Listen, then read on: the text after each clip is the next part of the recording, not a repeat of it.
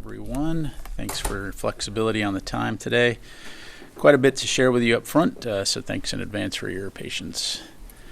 Up front, the Department of Defense continues to be fully engaged with FEMA and the whole of government relief efforts related to Hurricanes Helene and Milton. The department will continue to work closely with our federal, state, and local partners to ensure we are doing everything we can to support and coordinate the ongoing disaster response efforts to aid our fellow Americans impacted by these devastating storms. Secretary Austin has been receiving daily updates on these response efforts and convened meetings yesterday and again today with Deputy Secretary Kathleen Hicks, Vice Chairman of the Joint Chiefs of Staff Admiral Christopher Grady, U.S. Northern Command Commander Gregory Guillot, National Guard Bureau Acting Vice Chief Lieutenant General John Stubbs, and other senior DoD leaders to discuss the latest department efforts to support the federal, state, and local response. Additionally, Secretary Austin, Deputy Secretary Hicks, and Chairman of the Joint Chiefs of Staff General C.Q. Brown Jr. also participated in President Biden's White House meeting today with the Vice President, DHS Secretary, and other senior DoD leaders to discuss the response to Milton and ongoing relief for Helene.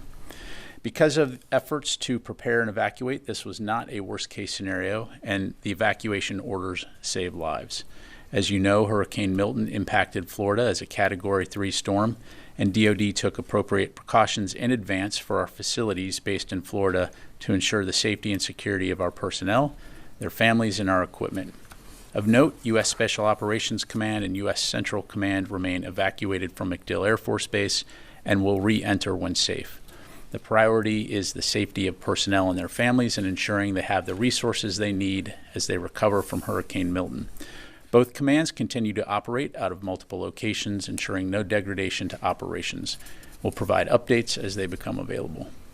In terms of specific DoD actions, first I'll address our efforts related to Hurricane Milton, and then I'll turn to Hurricane Helene.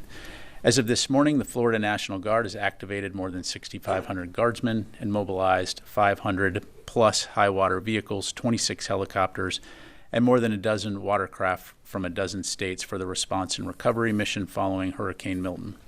In addition, another 3,000 National Guardsmen from 19 states are also ready to support. Also, the U.S. Army Corps of Engineers has approximately 250 people supporting the response with temporary roof support, debris control, flood control, waterway clearance, and more. U.S. Northern Command and U.S. Army North have also have active duty forces and capabilities postured and ready to support FEMA when requested, to include up to 60 high water vehicles from Fort Stewart, Georgia, up to 100 U.S. Marines from Camp Lejeune, North Carolina, to provide support for urban search and rescue helicopters, plus light and medium rotary wing airlift aircraft from the 3rd Infantry Division, as well as command and control support capabilities. Additionally, NAS Whiting, Eglin Air Force Base, Moody Air Force Base, Fort Moore, and Fort Stewart have all been designated as staging areas for hurricane relief and support efforts. Turning to Hurricane Helene, the department's support for the U.S. government's combined response continues. The National Guard has approximately 5,000 guardsmen, 80 high-water vehicles, and 50 helicopters from 17 states mobilized. More than 1,500 active duty members are deployed to North Carolina as well, working with federal, state, and local partners on the coordinated response effort. These active duty forces have been engaged in road clearing and commodity distribution, such as delivery of food and water. 18th Airborne Corps soldiers are currently conducting operations in 9 counties and have cleared 45 miles of roads in Haywood County, 28 miles in the town of Poplar, and 14 miles in Buncombe County. 7 active-duty CH-47s have flown a combined 37 hours in support of resupply missions, and overland commodities distribution continues using highly mobile infantry squad vehicles. In addition, the U.S. Army Corps of Engineers has more than 550 personnel mobilized to 14 emergency operations centers across the region, supporting debris control, temporary power, infrastructure assessment, flood control, and safe waterways assessment. We'll continue to keep you updated on additional DoD support to both Hurricane Helene and Milton. And turning to a different part of the world, at the request of the government of the Philippines, the 3rd Marine Expeditionary Force and the USS Boxer are providing humanitarian assistance operations in the Philippines following Typhoon Krathon, known locally as Julian, which made landfall on September 30th. The U.S. military is providing air transport and other assistance, including transporting 98,000 pounds of supplies in coordination with the Armed Forces of the Philippines through the U.S. Department of Defense Overseas Humanitarian Disaster and Civic Aid Program. As always, the United States is committed to supporting our allies and partners in their times of need. For additional questions, I'd refer you to Indo-Pacific Command Public Affairs. And shifting gears, earlier today, Secretary Austin spoke with his United Kingdom counterpart, Secretary of State for Defense John Healey, to discuss defense-related issues of mutual interest between our two nations. A full readout of the call will be available later today on defense.gov. And finally, I'd like to wish an early happy birthday to the U.S. Navy, which is 249 years young this weekend. And with that, I'll take your questions. Go ahead. I think AP's not in the room today, but we'll go ahead and start right up front. Liz. Thanks, Pat. Going back to Hurricane Helene, when did the FEMA request come in to send the active duty troops to North Carolina to help with recovery efforts? Thanks for the question, Liz. I don't have any dates in front of me. I'm happy to take that question and we can get back to you. But I do know that we obviously responded very quickly after receiving the request. But again, I'll take that question. And now I have a National Guard response request from Hurricane Helene. Initially, only 300 North Carolina National Guard troops were activated. That's compared to the 6,500 National Guard troops for Florida, which you just highlighted. Why the difference in the responses to each hurricane? Well, look, I think every state is going to look at what its requirements, and as I highlighted right now, I mean, you've got upwards of 5,000 National Guard. It's also activated to support response efforts across the Southeast, to include North Carolina. It's also important to understand that, just like I highlighted, you're going to have multiple states that are going to be supporting that effort, as is the case in North Carolina.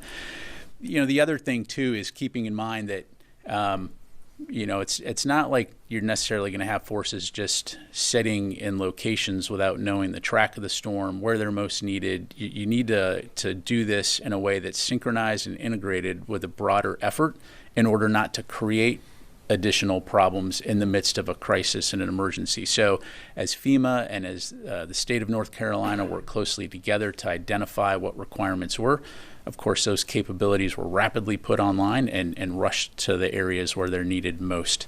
And again, with the size and the scope of Hurricane Milton, certainly as we saw that coming, we were able to, again, from a whole of government standpoint, look at what we needed to do to be ready to respond. Does it mean that, you're going to need all those forces in all those places? Maybe not. But again, you're going to try to make sure that what you're not doing is adding to problems, but that you're being additive to supporting solutions. And I just have one last question.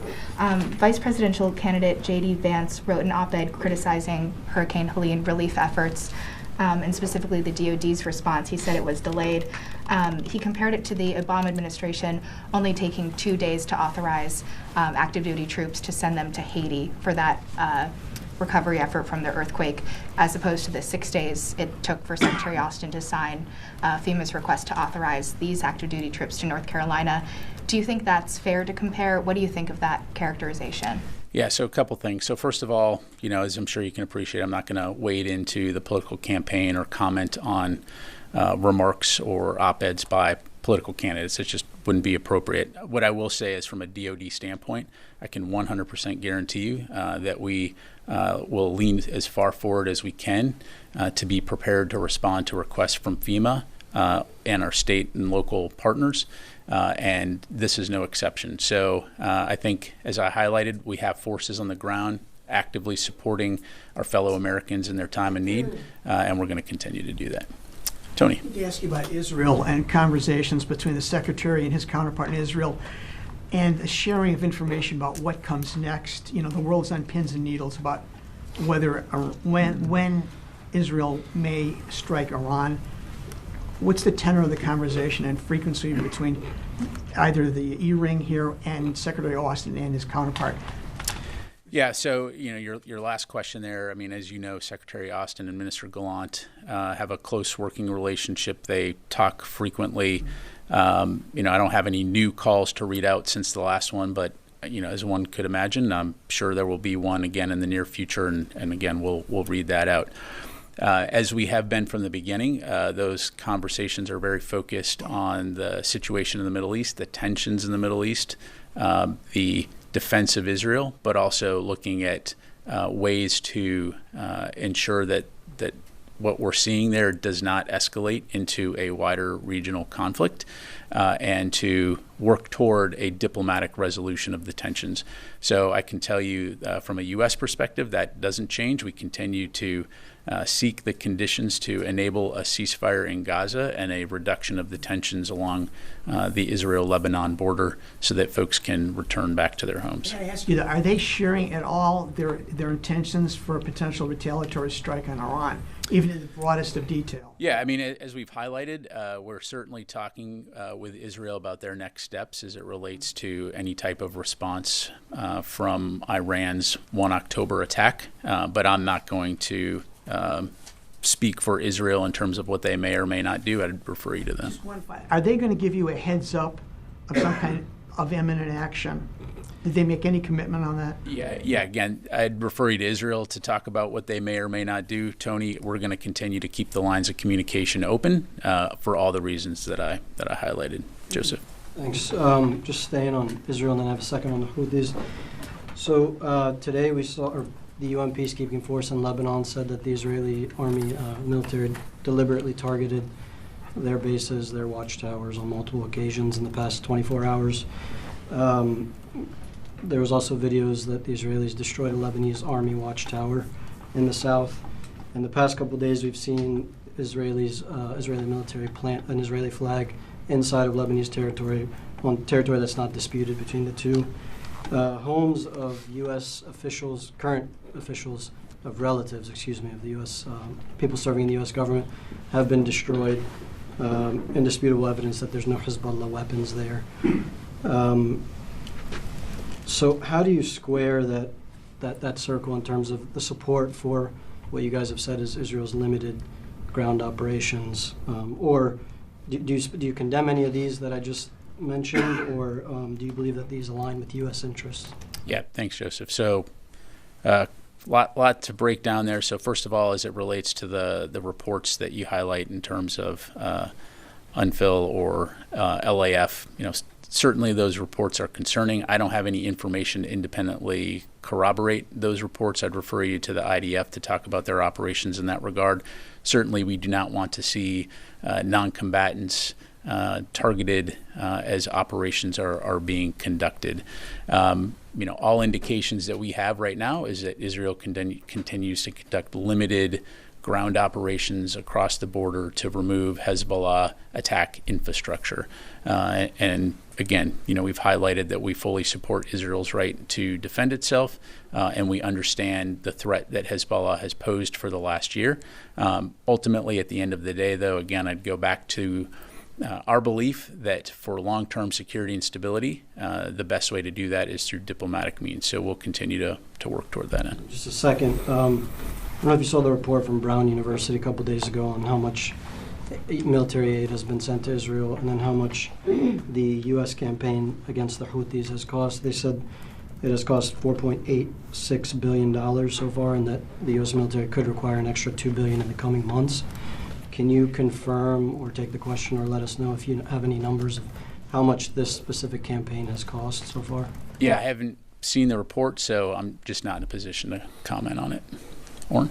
Has the Israeli Ministry of Defense or Minister of Defense Yoav Gallant reached out to reschedule the visit that was delayed from earlier this week, from yesterday? Yeah, so I don't have anything to announce in terms of potential rescheduled dates. I'd refer you to Minister Gallant's office to talk about when they may be available to do that. Certainly, we will welcome the minister. Should he come back to Washington, D.C. Regardless, as I highlighted earlier, Secretary Austin will continue to maintain open lines of communication with the minister and continue to frequently communicate with him. And then just a hurricane question quickly. On McDill Air Force Base, SOCOM, CENTCOM, the base remains evacuated. Do you have a sense of whether the base suffered damage and to what extent as a result of Milton, and any reports of service member or family injuries as a result of Milton? So, we'll obviously have a lot more information in the hours ahead. I don't have any updates to provide you right now. I'd refer you to the Air Force to talk about the specific condition of McDill Air Force Base. But, as we get more information, we'll definitely push that out. Let me go back over here, Fadi. You've been patient. Thank you, General. Again, you say that the Israeli operation is limited. The fact on the ground in Lebanon say something else. You're talking about limited incursion. What about the widespread airstrikes daily, including Beirut? What about what the UN just said, that almost quarter of Lebanon is under forced evacuation? Let me put it this way. If Washington, D.C. is being bombed every night, 60 million Americans have to flee their houses, quarter of the nation. Texas is being targeted. Strikes in Washington State and in New York. Would you consider that a limited operation?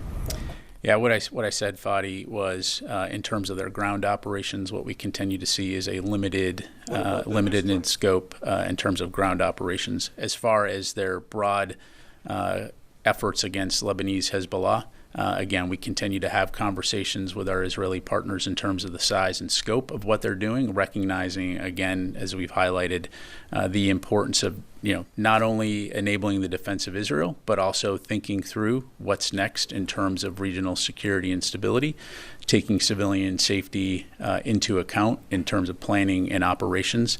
And so we'll continue to have those conversations with them. Again, ultimately, what we want to see is prevent further escalation broadly across the region, prevent a wider regional conflict, and get back to the conditions for a ceasefire and a resolution of these tensions through diplomatic means. Thank you. In terms of the Secretary's recommendations to the President when it comes to the U.S. interest in the region and protection of U.S. forces, obviously there are, as you said, discussions with the Israelis about their next steps to strike Iran. What did the Secretary recommend in terms of what the Israelis should and should not do, not to harm, so in order not to harm U.S. interest and forces in the region? Yeah, well, I appreciate the question. However, I'm not going to talk about the Secretary's recommendations to the President. That's privileged and confidential information. Again, what we're focused on in the Middle East are several things. Again, protecting U.S. forces and Americans who are in the region, supporting the defense of Israel, and also working with the interagency and with our partners in the region to create the conditions ultimately to return to ceasefire negotiations and resolve these tensions through diplomatic means. So again, we'll continue to stay focused on that. Charlie? Hi, Pat. Yes, it's a routine question, but one we have to routinely ask. The force posture in that region, we know the Harry S. Truman is on the way.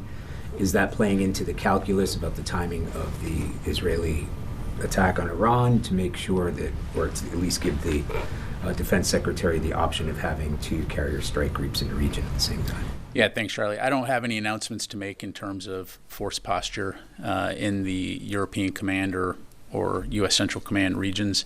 As I've highlighted before, we have a significant amount of capability there already to enable the protection of our forces and respond to a wide variety of contingencies. So I'll just leave it there. Thank you. Yesterday, Minister Gallant said that the Israeli strike on Iran would be lethal and surprising. Is this something that you agreed upon? I don't have any comments to make regarding Minister Gallant's comments. Again, I've highlighted what we're focused on. I mean, the reason I'm asking, I would like to know if this department and the Israeli Minister of Defense are on the same page when it comes to the Israeli plan to strike back on Iran. Yeah, and again, I'm not going to speak for Israel about any operations that they may or may not take. As I highlighted, we continue to have conversations with the Israelis about next steps as it relates to any type of response from Iran's missile attack. But I'm not going to speculate, nor would I, again, speak for Israel on that. Wafa. Thank you, General. So, first clarification, since October 6, there was no phone calls between Secretary Austin and Mr. Gallant.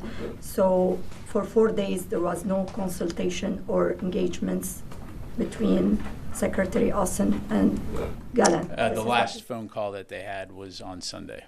Yeah, October 6th. So since then, there was no. I don't have any calls to read out. But again, as I highlighted, as you know, don't have anything to announce today, but I'm confident that they'll speak again in the near future. And I have a follow-up on Joel's question. I know you said you didn't see the University Brown report, or you don't have any numbers, but can you explain why the Pentagon consistently declined to give or provide information details regarding the cost of U.S. assistance to Israel since October 7, 2023?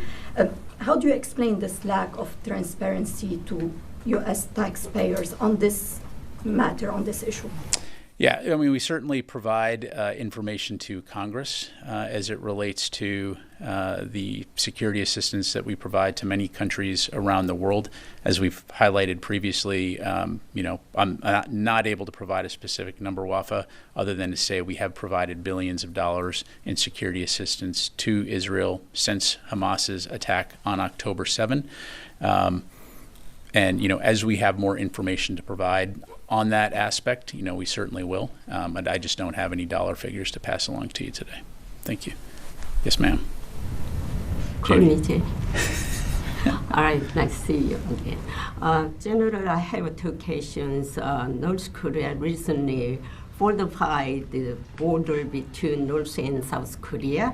When North Korea declared for the fortification of the inter-Korean border, it notified only the United States, not South Korea, of its move. How does the Pentagon assess North Korea's intention?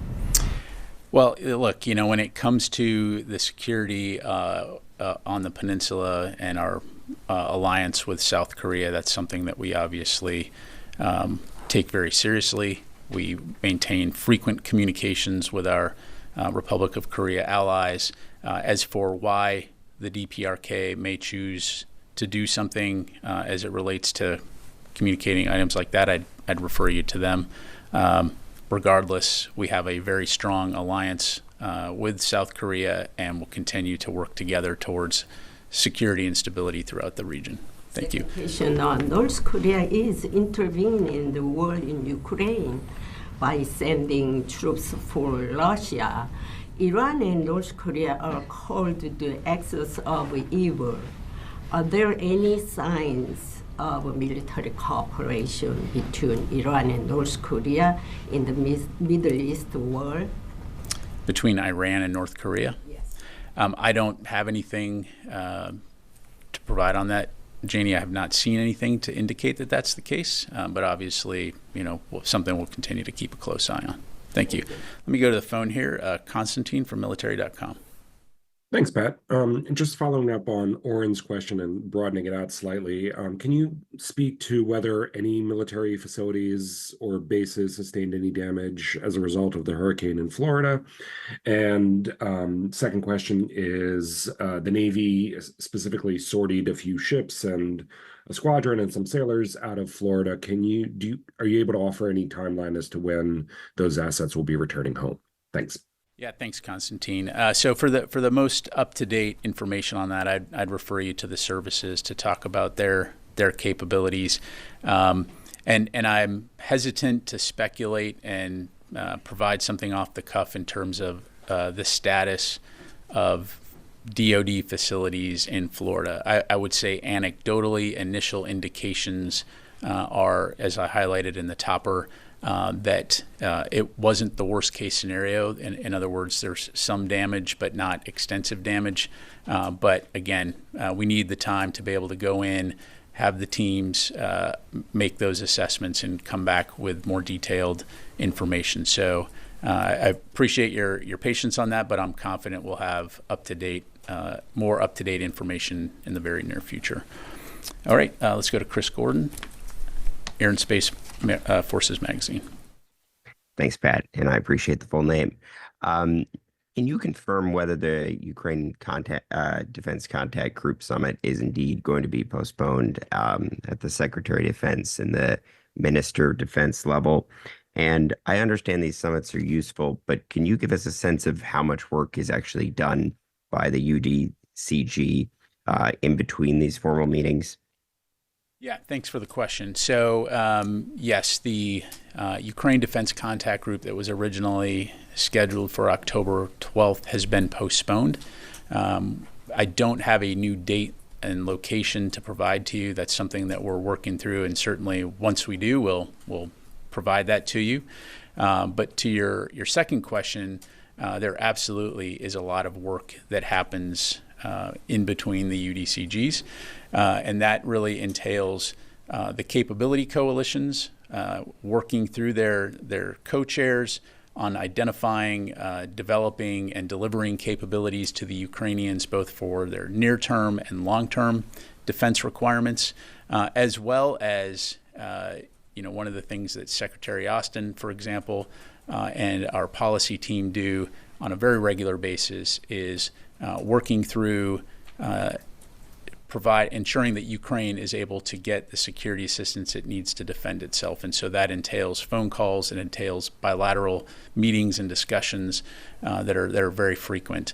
And then, oh, by the way, don't forget, you've got the Security Assistance Group Ukraine in Germany that is also working with our international allies and partners to help facilitate the acquisition and delivery of those capabilities to Ukraine. So the Ukraine Defense Contact Group is an incredibly important forum for helping to synchronize and to ensure that we're sharing information and providing Ukraine support in a cohesive way, but is by no means the only mechanism by which we support Ukraine.